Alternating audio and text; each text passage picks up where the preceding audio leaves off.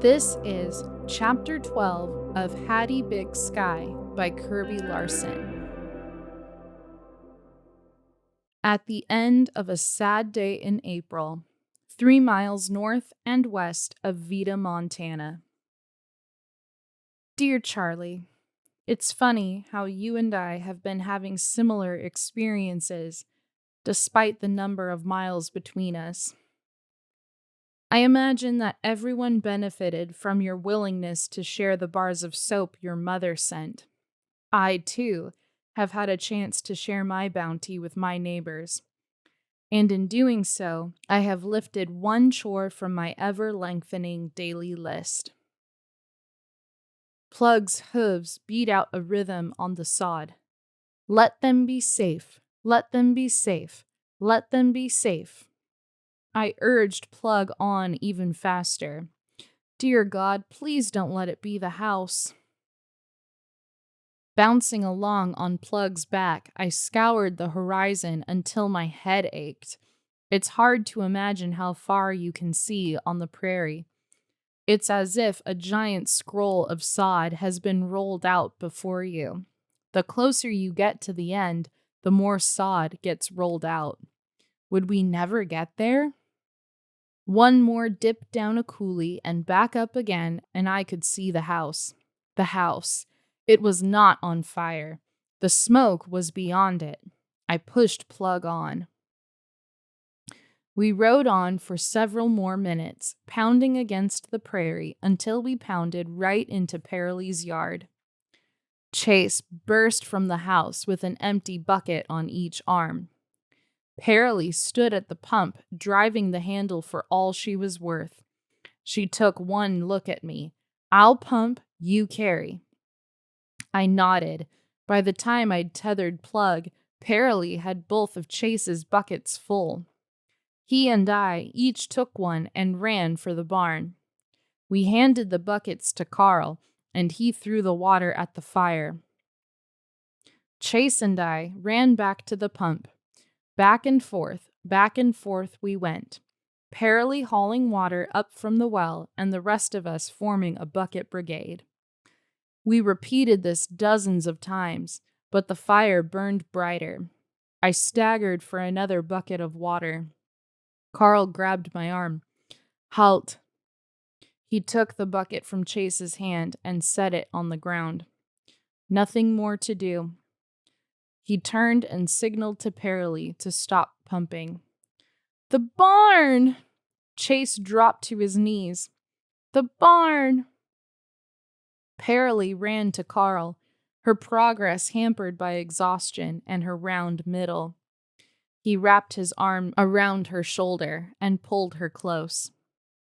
Tears streamed down Chase's face, and I dropped to my own knees to stroke his hair. There, there, I murmured. Real words could not comfort. I was bewitched by the blaze. Blue flames gnawed the timbers like termites. The burning boards groaned and hissed. The barn, solidly built with Carl's own hands, put up a brave fight, but the fire was too hungry. With a final growl, it wolfishly snapped the barn boards like twigs. The last of the walls crumpled to the ground. It was horrible and horrifying, yet I could not tear myself away. Chase's sobbing quieted. Me and Carl got the horses out, he said. They're grazing the coulee over behind the house. He rubbed at his eyes. But we couldn't get... He choked. I glanced over at the coulee and saw the horses. Only the horses. Marta, I said, and Fawn? Carl shook his head. The cows were a huge loss. No milk, no butter, and sweet little Fawn. I glanced at Chase. His sooty cheeks bore muddy tear tracks. What happened? I asked. Carl stood with his face to the charred building, soot striping it like war paint. It was smoking when we got home, said Paraly, slowly stroking her burgeoning middle. After Carl and Chase got the horses out, the hay caught, and before we could do anything, she lifted her hands helplessly. I wonder how it started, I asked. Schwein, said Carl. I'm sorry, I don't understand. I looked over at Pearlie. Pigs, she answered. She brushed at her eyes. The two-legged kind. She took Carl's hand, and they walked away from us, away from the remains of the barn. They walked to where the horses grazed, and, wrapped in one another's arms, stood there. I rested my hand on Chase's shoulder. Let's get some breakfast for you and those sisters of yours. He ran his sleeve under his nose. I'm not hungry. I patted his back. I could feel his backbone and his ribs, all tied together by stringy muscles. Could you even eat one donut? Maybe. Chase wiggled away from me. He trudged toward the house with the air of old man rather than 8-year-old about him. Watching him caused a dull ache under my breastbone. I fed the children. Carl and Pearlie didn't come in for a very long time. When they did, I gave Pearlie a hug and patted Carl's hand. Carl will go for Myron Gorley. He'll help us clean up and rebuild. Pearlie wiped her own sooty face with her grimy apron. So will the folks from the Lutheran church. You'll have a new barn in no time, I said, wiping an already dry plate with a towel. Do you want me to stay today? Pearlie glanced at Carl. He sat at the kitchen table, oblivious to the mug of coffee at his elbow. No, thank you, but no. I loosened the reins and let Plug amble his way home. I could barely see through the tears that kept filling up my eyes. Just when I thought I'd gathered myself together, Chase's face would flash in front of me and the faucet would turn on all over again.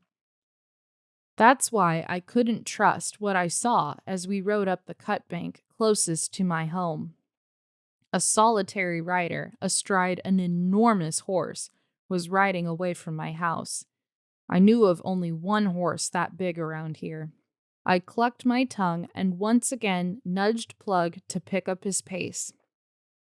By the time I reached my own yard, there was no rider, no sign of any rider that I could see. I went inside. Nothing looked disturbed. It had been a long night and an even longer morning. As much as I wanted to lower my bed and crawl into it, I had a cow to milk. I changed into overalls and headed for the barn.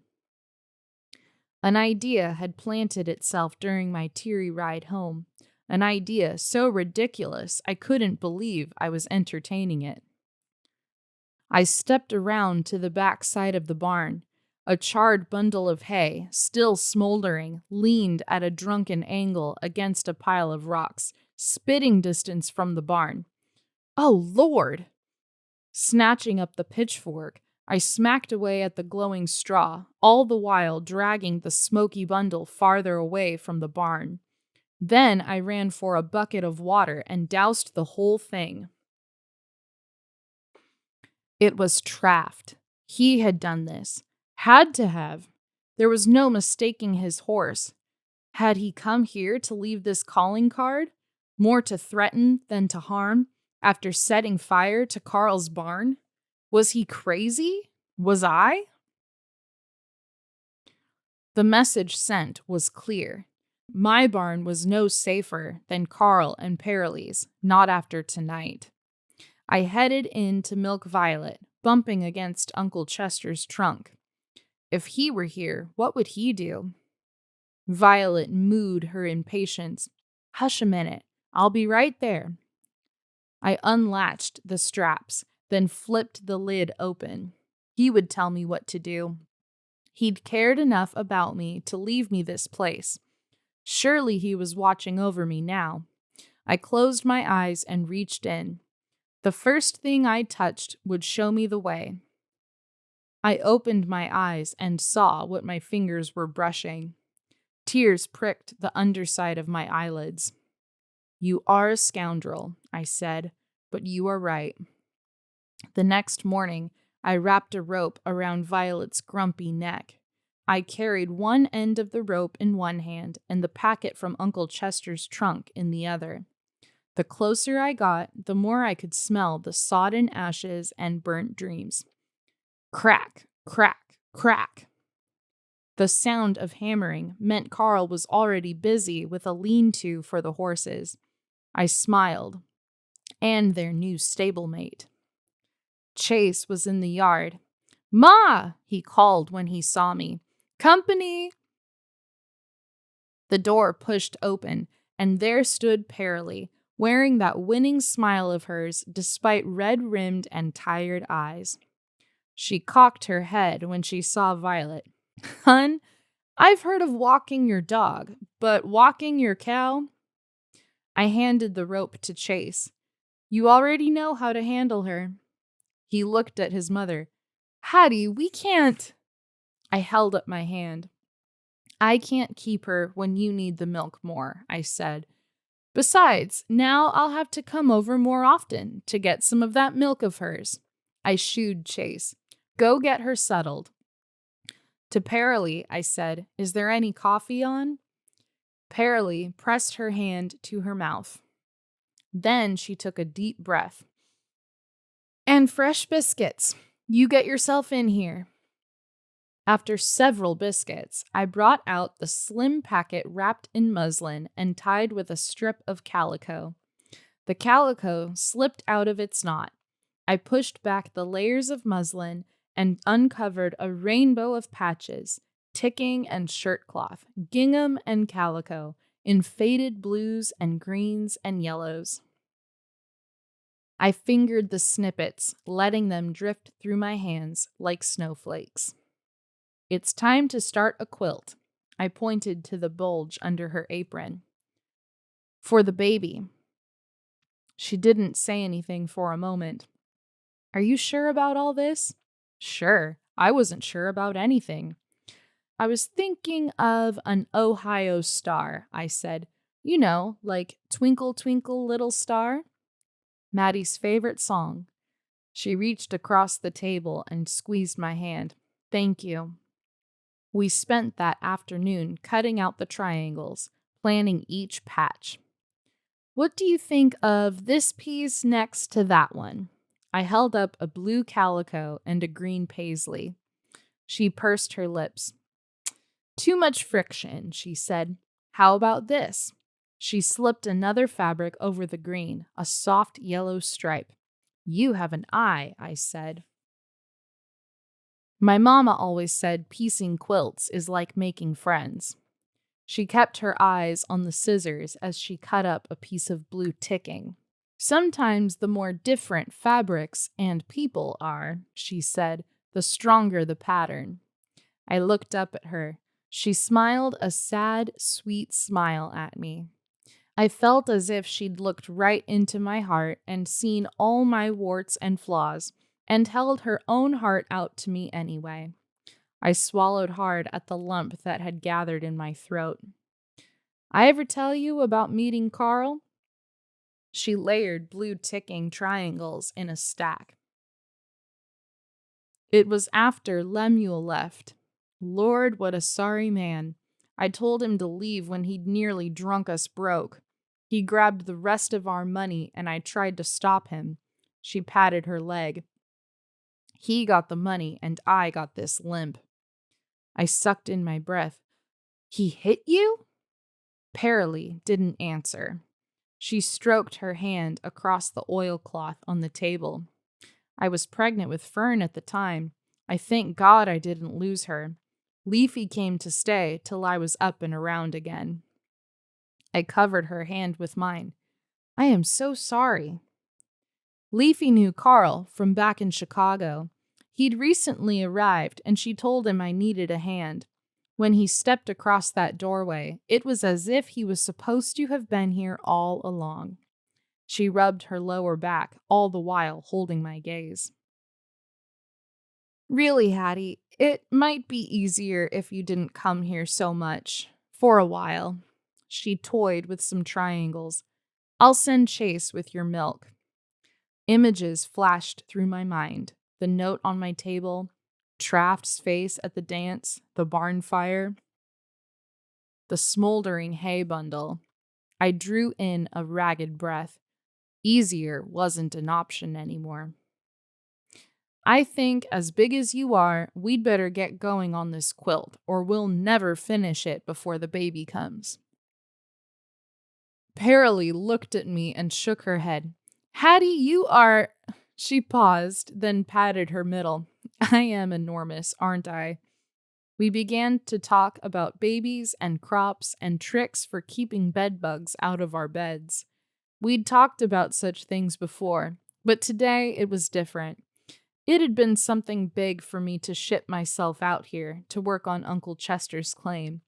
But I was beginning to see there were bigger things in life than proving up on a claim. I was proving up on my life. My choices would no doubt horrify Aunt Ivy, but if they brought me friends like Paralee, it seemed like I was surely headed in the right direction.